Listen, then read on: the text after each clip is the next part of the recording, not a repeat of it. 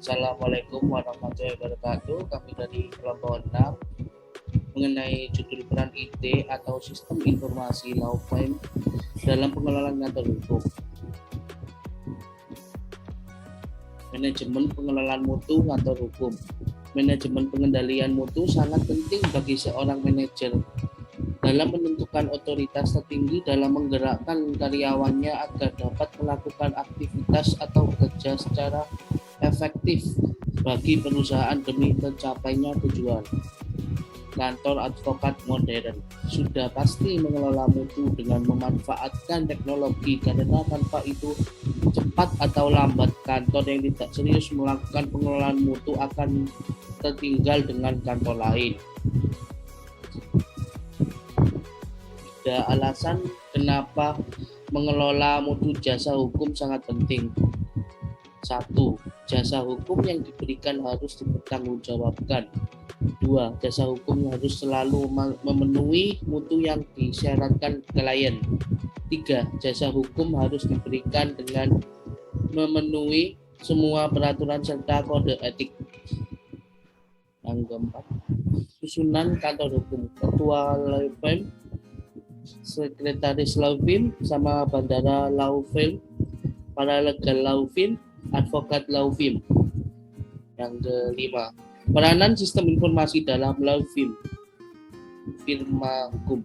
Peranan sistem informasi dalam pengelolaan kantor hukum merupakan solusi yang dapat menangani permasalahan tersebut, yakni sebuah sistem informasi manajemen kantor advokat berbasis web responsif sehingga advokat dan kliennya mendapatkan kemudahan dan kenyamanan akses serta kemudahan informasi dalam manajemen data di kantor advokat dengan berbagai perangkat digital yang digunakan.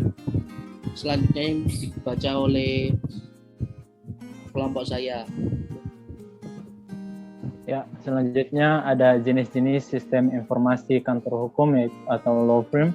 Yang pertama ada informasi jenis jasa, yang kedua ada informasi klien, yang ketiga ada informasi project, dan yang keempat ada informasi timesheet and billing atau invoice, dan yang kelima ada informasi pengarsipan atau filing, dan yang keenam ada informasi knowledge.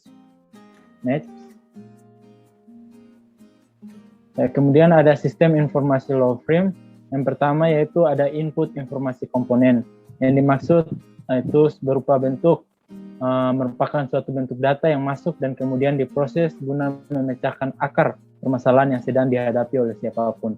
Dan yang kedua adalah model informasi, yaitu yang menerima komponen input dengan melibatkan berbagai hal detail seperti kombinasi antara prosedur, logika, dan perhitungan untuk mendapatkan output atau hasil yang sesuai.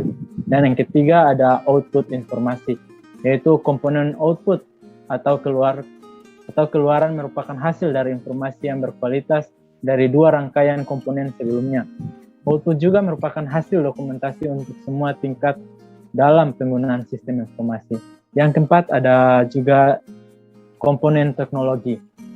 Di sini komponen teknologi itu berperan sebagai tolak ukur dalam sistem informasi yang mencakup input, fungsi, model, dan penyimpanan. Selanjutnya, komponen teknologi akan dapat diakses sedemikian rupa dengan hasil yang memiliki kualitas terbaik. Dan yang kelima ada komponen basis data. Komponen basis data merupakan kumpulan data yang dihubungkan oleh software pengelolaan database. Komponen basis data akan menerima output dalam bentuk informasi untuk dianalogikan ke komponen basis data. Dan yang terakhir ada komponen kontrol.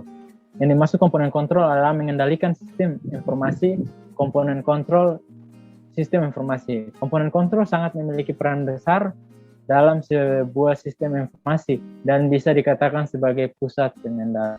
Next. Yang berikut ada pembangunan sistem informasi kantor hukum atau law firm, yaitu pembangunan sistem informasi kantor hukum tentang pengembangan sistem informasi kantor hukum layanan jasa yang harus dikembangkan untuk memenuhi kebutuhan kantor hukum setidaknya meliputi. Yang pertama ada client portal, yaitu berfungsi sebagai wahana interaksi antara lawyer dengan klien. Yang kedua ada information system, yaitu dikembangkan sebagai media layanan jasa hukum virtual yang mempunyai kemiripan dengan client portal yakni online, berbasis web, dan lain sebagainya. Yang ketiga ada virtual data room, atau alternatif penyimpanan dokumen klien yang bertujuan untuk menjaga kerahasiaan dokumen, di mana dokumen yang telah diupload hanya bisa diakses oleh orang yang berkepentingan saja. Next. Yang berikut ada pengembangan sistem informasi law firm. Dalam tahap pengembangan, langkah yang dapat dilakukan adalah upaya penyempurnaan sebagai upaya untuk melengkapi sistem informasi kantor hukum. Upaya pengembangan setelah tahap pembangunan teknologi informasi yang paling mendasar dan sangat diperlukan adalah pengembangan Electronic Document and Record Management System atau disingkat EDRMS. Next.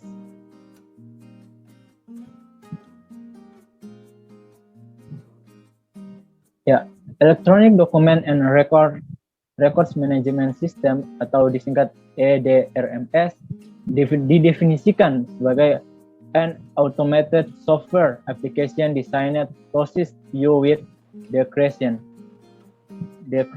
management use strong and disposal of information and records. Next. Di sini yang dimaksud pengembangan EDRMS setidaknya berupa model client file dan digital library sebagaimana diuraikan sebagai berikut, yaitu yang pertama client files, yaitu berbeda dengan client file pada masa digital era, terlebih pada era of lawyer mobility. Pada era of lawyer mobility, client file harus berbentuk digital files yang bertujuan untuk reduce or eliminate some recurring problems with hard copy files. Yang kedua adalah design of digital law library, di mana praktik hukum dapat dikategorikan dengan bentuk penelitian hukum terapan. Untuk itu, dalam melaksanakan penelitian hukum terapan, seorang lawyer memerlukan sumber-sumber hukum. Penelitian berupa bahan-bahan hukum primer dan bahan-bahan hukum sekunder. Next. Ya, mungkin sekian presentasi dari PPT kami kelompok 6. Jika ada salah kata, kami mohon maaf. Assalamualaikum warahmatullahi wabarakatuh. Shalom, Om Swastiastu, Namo Buddhaya. Salam kebajikan bagi kita semua. Terima kasih.